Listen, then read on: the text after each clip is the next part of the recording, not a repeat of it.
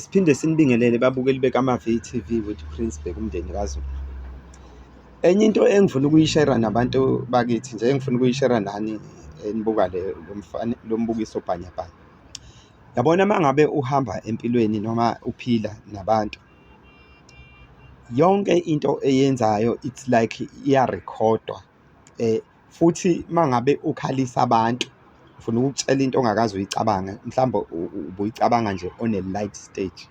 Mangabe ukhalisa abantu, kunamathongo abo namadlozi abo nenyanya nabadala bako bayayikhongozela lezo nyembezi. The time umuntu ukuze kufike esigabeni sokuthi ekhale physically kuphume inyembezi bayayikhongozela. Ngisho ukuthukuthela kwakho bakuthatha bekufake kubhaskidi wabo neyinyembezi bekucube ndawonye. Yonke into oyenza, engisholo ukuthi yonke into oyenzayo oyenza kubantu, kunabakubo abambhekile, bayayithatha lezo inyembezi kathi ekhala, ngisho ekhala ngenhliziyo bayayithatha beyikhongozele. Nabakini futhi abekho happy ngaleyo nto, nabo baya-react-a kuwena ukuthi uhlukumeza abantu bengakugadi. The moment uhlukumeza abantu, abakini abakugadi bayaqhela eduze kwakho ngoba abazwani nomuntu ohlukumeza abanye. Bakhanda i-communication nalaba bantu bakubo waloyana ukuthi niyambona umuntu ehlukumeza ingane yethu, bese bethi niyambona, bethi bayambona, bakhuluma bodwa spiritual, base bethi nithini na, bethi ayi yiboneleni. Lapho uyithola khona ungasagadiwe. Ngifuna ukuya kuleya nto ukuthi lezi inyembezi yishonaphi. Zithi maseyigcwele bekubhunyele ngazo. Angazi kuzokwenzakala kanjani-ke ngoba phela leya nto leyana ilento ekuthiwa what comes around goes around. Wena owenza ukuhlukumeza, lezi iy'nhlukumezo ozenze kubantu sebekubhunyela ngazo. Uma ucabanga uzophila kanjani? Akuziqalekiso eziza kuwe, akumabhada azoza kuwe. Ubone izinto zakho engakulungeli, ngisho usebenza kahle kodwa imali ungayiboni ukuthi ishonaphi. Angisho ukuthi leyo nto edla imali ngoba nina phela ngiyathanda ukrema, senizothi ngiqamba imali idliwa yinto ey'ningi. Cha, ngenza umzekelo. Enye into-ke engifuna ukuyisho umuntu uzothi-ke mina ngoba ngibaphatha kahle, kuthi mina angihlukumezi muntu kodwa abantu ngibaphatha kahle.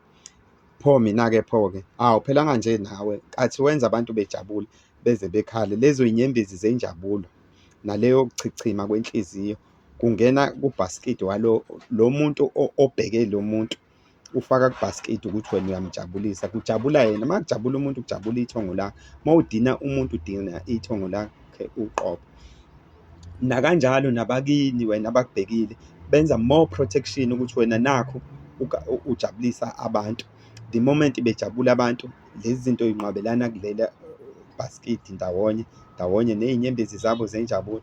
Zithi maseyigcwele, mase bekubhunyela ngazo, guess what will happen? It's obvious, it's the blessing. Yikho nje nizobona umuntu esurvive kodwa nithola ukuthi akasebenzi umsebenzi eniwucabangela ukuthi engase egcine kuleli zinga. Ingani? Unalawo ama-blessings. Ngoba phela uphumelela akusho ukuthi uyoze uhola imali enkulu noma uyoze usebenze umsebenzi othiwa usebenza cha, ama-blessings alaphana emfihlweni. Bengiphendula-ke kulo muntu ozoyibuza ukuthi yena ngoba akahlukumezi muntu-ke, bese omunye ethi hayi mina-ke angihlukumezi muntu, ngiyirelaxele nje, ngijabulisa umuntu, angihlukumezi umuntu. Phela nakuwena kuzoba kanjalo nje.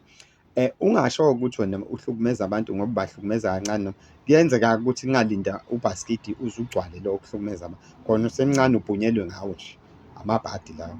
Nokujabulisa abantu khona kungakagcwali, hhayi ukuthi umuntu othi hayi sekuzoze kugcwale, no, ayikho into ekaliwe. Bengenza umzekelo nje, isibonelo, example phecelezi ngolwimi lway'chwenzi, ukuthi ngoba ngithe makugcwala bengenza isibonelo, kungenzeka nje uthole iy'qalekiso khona kungagcwele. Ngicathi le nto engiyikhulumile abantu bayizwile.